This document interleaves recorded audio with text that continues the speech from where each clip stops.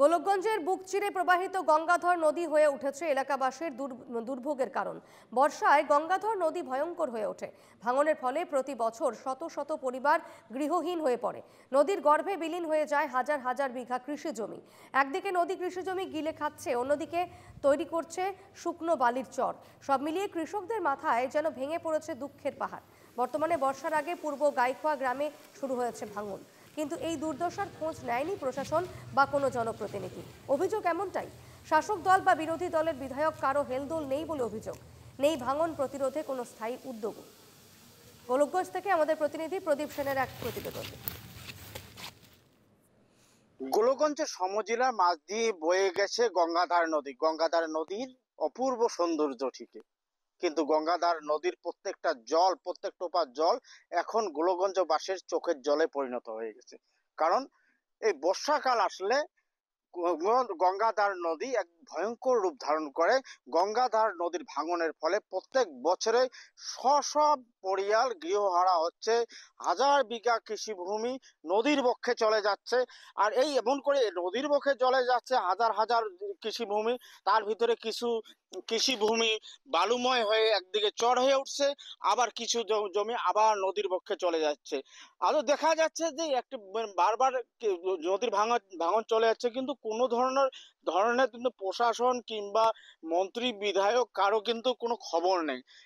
এখানে গোলকগঞ্জ সমষ্টিতে এর আগে শাসনাধিষ্ঠ যে কংগ্রেসের বিধায়ক ছিল তার ব্যাপারে তিনি থেকে গেল, তারপরে অশ্বিনী রায় সরকার শাসনাধিষ্ঠ বিজেপির বিধায়ক তিনি থেকে গেল, তারপরে এখন হচ্ছে স্থানীয় যে বিধায়ক রয়েছে আব্দুস সোবহান, তিনি কংগ্রেসের বিরোধী দলের, কিন্তু কোনো একজন বিধায়ক কিন্তু আদৌ এখানকার যে সবথেকে বড় সমস্যা যেটা হলো নদীর ভাঙন, গঙ্গাধার নদীর ভাঙন, সেই নদীর ভাঙন কিন্তু কেউ স্থায়ীভাবে প্রোটেকশন করার কোনো ব্যবস্থা করেনি।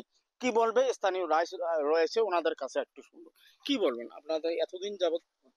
তার মানে আমরা আবার এটা কালেকশন গুলা গ্রামে থেকে কালেকশন করে আমরা কিছু বান দিছিলাম। বান দেওয়াতে তাও তো আটক হলো না, ধরেন একটা বান্ডাল বর্তমান আছে, আর সম্পূর্ণ নদী চলে গেল। তারপরে না আসলো কতগুলা মানুষগুলো গঞ্জ থেকে আসা করলো, ধরেন যোগাযোগ করলাম, করার পরে সরকারের কাছে জানাইলাম, কই এখন তো কি আর নিল না। এটা কি গো আর। আচ্ছা, এটা কি গ্রাম? এটা পূব গাইখোয়া দ্বিতীয় খণ্ড। নদীর খুব ভাঙাভাঙি করে, আমরা কিন্তু খুব যোগাযোগ করছি। নদী বানো দিচ্ছে, আমরা কালেকশন করে কোনো যোগাযোগ করে না। আমরা সার্কেলেও কমপ্লেন দিছি, থানায় কমপ্লেন দিছি, ডিসি কাছে কমপ্লেন দিছি, কোনো আমাদের যোগাযোগ করে না। কিন্তু এখন নদীর অবস্থা যে খারাপ, আমাদের থাকা এখানে দিকদারি। প্রত্যেক বছরে কি? হ্যাঁ, প্রতি বছর এরকম ভাঙে। আমরা এখন সরকারের এটা অনুরোধ করে হইলো আমাদের বানের ব্যবস্থা করুক। তো এত যে মন্ত্রী বা সাংসদ কেউ আসে না, খালি আসে দেখে যায়, কোনো বানের কোনো ব্যবস্থা করে না। এমএলও আসে না, কোনো অশ্বিনীও আসে না, কোনো সোবানও আসে না, কেউ আসে না, আসে কোনো ব্যবস্থা করে না। এখানে আরেকজন একদম বৃদ্ধ বয়স্ক লোক রয়েছে, ওনার কাছে একটু খবর নেব। আচ্ছা, কি বলবেন, কি অবস্থা আপনাদের এখানে নদীর? নদীর কন্ডিশন খারাপ।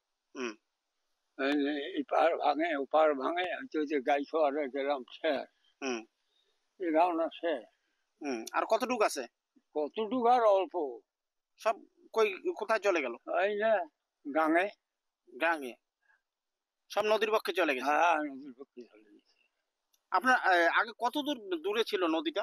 এই মেলা দূর আছে, মেলা দূর আছে।